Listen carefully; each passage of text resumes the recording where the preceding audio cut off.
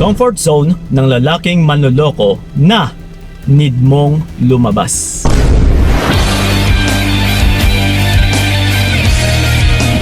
Yes. Ito mga utol, kung may partner ka mang manloloko, ay kailangan mo pong lumabas sa kanyang comfort zone. Yeah.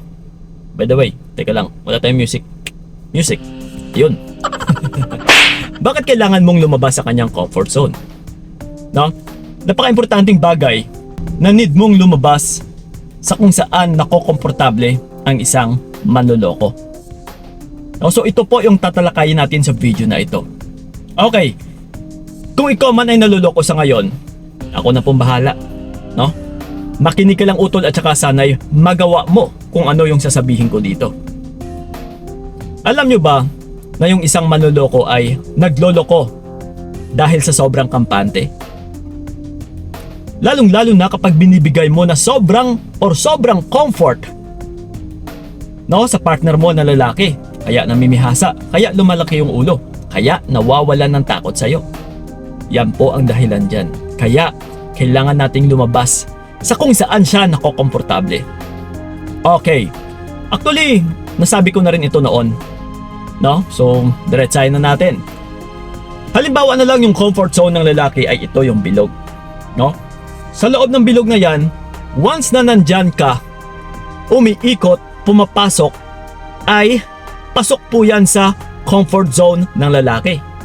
So once na pasok ka dyan, sa loob, sa bilog na yan ng comfort zone niya is hindi mo po mapapakamit or makakamit na magsisisi, na maparusahan, na para magbago yung isang manloloko.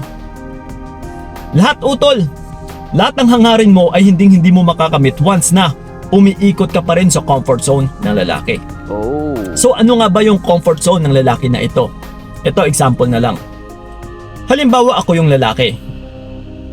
And sa kasalukuyan is meron akong third party or meron akong other woman. No, and ikaw is partner ko. No, ikaw yung nauna. But niloloko kita sa ngayon. So ngayon, kung ikaw andyan ka pa din, nag-aasikaso sa akin, no, may nauuwian pa rin ako, nakakausap pa rin kita. No, nakakausap ko pa rin yung, halimbawa kung may anak tayo, nakakausap ko yung anak natin. And pag uwi ko sa bahay, inaasikaso mo pa ako, inaaruga mo pa ako, no? Kino-comfort mo rin ako. And higit sa lahat, nagpapagalaw ka pa sa akin. No. See? So comfort zone po yan ng lalaki.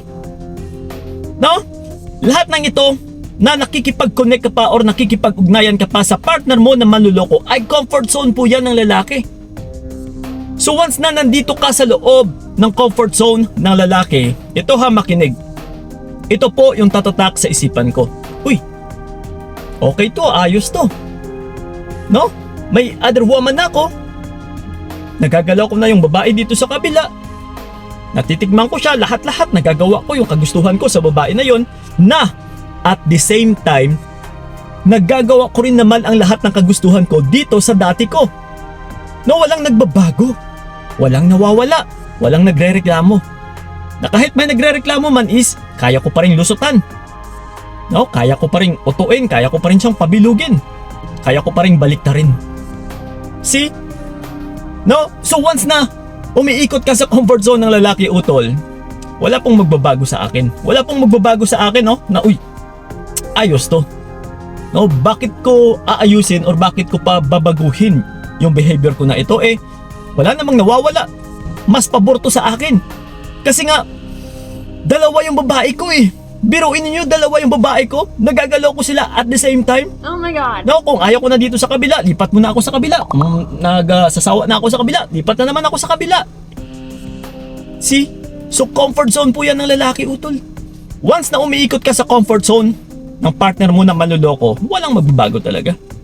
And, Kuya Kiko, bakit ako yung kailangan lumabas sa comfort zone niya? Hindi ba pwedeng yung other woman niya na lang yung lumabas? Hindi pwedeng ganun utol kasi hindi natin yan sila kontrolado. Ikaw sa sarili mo ay kontrolado mo yung sarili mo talaga. No, kung ano yung gagawin mo, no, kung ano yung nararapat na parusa na ibibigay mo sa partner mo, kaya mong kontrolin yung sarili mo eh. So that's why tayo yung kikilos. sa pamamagitan talaga na tayo yung lumabas sa comfort zone ng lalaking ito. Yeah, and halimbawa naman, ito, bibigyan ko rin kayo ng kaunting idea na what if Kuya Kiko lumalabas ako sa comfort zone niya. So again, no, halimbawa ako ulit yung lalaki. Kung halimbawa na lang meron akong third party or other woman and hindi na rin kita or hindi na kita nakakausap, no? Wala na akong nababalitaan sa'yo. Umalis ka, lumayo kayo. Halimbawa, ulit kung may anak tayo, hindi ko na rin makakausap yung anak ko. Hindi natin nilalayo yung anak niya, utol, ha? Still anak niya pa rin yan. But this time, dahil niloloko ka niya, kailangan muna nating tanggalin lahat-lahat sa kanya. Kasama yung anak ninyo. Ilayo mo pati yung anak ninyo. As of now, no? Sa ngayon, for the meantime. So ngayon, kung hindi ko na kayo makakausap, no? Pag uwi ko sa bahay, wala na akong mararatnan.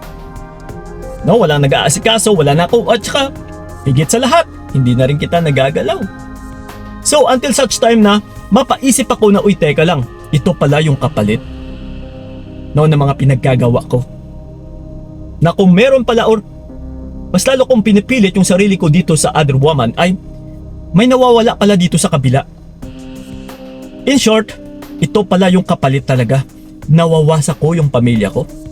Nawawasak ko yung binuo kong pamilya. No, nasisira pala. Yes, di ba? So kung titignan ninyo is hindi tayo kumikilos dahil sa pananalita, kundi kumikilos tayo through actions, utol, sa pamamagitan ng gawa. Pinapakita lang naman natin kung ano yung pwedeng mawala sa kanya. Pinapakita natin kung ano yung mga cause and effect ng mga pinaggagawa niya. Pinapakita lang natin kung ano yung mga magiging resulta ng mga pinaggagawa niya through actions. See? So kung mawawala ka sa comfort zone niya, is mas lalo siyang makaka-realize ng mga pagkakamali niya. Mas lalo niya makikita na ito pala yung magiging resulta. Na ito pala yung cause and effect ng mga pinaggagawa ko. Wala. No? Walang nag-e-stay. Walang tumatagal. And most of all is ito. Wasak yung pamilya ko. Yes. No, that's why mga utol, kung pwede lang, huwag kayong maging sunod-sunuran. No? Which is, naluloko na nga kayo ng mga partner ninyo and still andyan pa rin kayo sunod-sunuran, nakikinig. Kasi may mga nakakausap din kami na kahit niloloko na sila ay andyan pa din. Nakikinig sa partner nila na lalaki kasi Kuya Kiko, ayaw niya akong pakawalan. Diba? Nakasandal ka pa rin sa desisyon niya. No, which is, yung reality is, hawak-hawak mo lang naman yung pinakasusi. Ikaw lang naman yung pinakasusi dyan. Na kung aayawan mo talaga yung lalaking ito, wala ring magagawa yung lalaki. Kung hindi mo na siya papansinin, kung iwas ka ng iwas, titigil din yung si lalaki. Magsisi din yan pagdating ng araw. Oh, medyo umulan. Sana'y naririnig pa tayo dyan, no? So, which is, yun na nga, siya ay magsisisi pagdating ng araw kapag wala ka na. By this time, sa ngayon, oo, medyo happy pa siya, may excitement, pero hanggat andyan ka, utol, hindi po siya makaka-realize ng mga pagkakamali niya.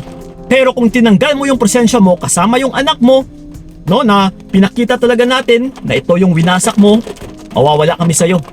So then, marirealize niya na ito pala yung kapalit. So ayaw mo bang mangyari ito sa partner mo? Pues, gawin nyo lang po sa tama yung pinapapagawa ko dito. Okay? Yun, yung malakas na lagay ko natin. So yun lang po ha, sana'y nakatulong yung video na ito. And sa may mga katanungan mo dyan, you can leave a comment dyan sa ilalim and magre-respond po kami, no? Sa may mga katanungan, lalong-lalo na sa ating YouTube channel. So yun lang po, maraming salamat talaga. So ingat kayo, God bless and tabu! Coach ng pag-ibig si Kuya Kiko.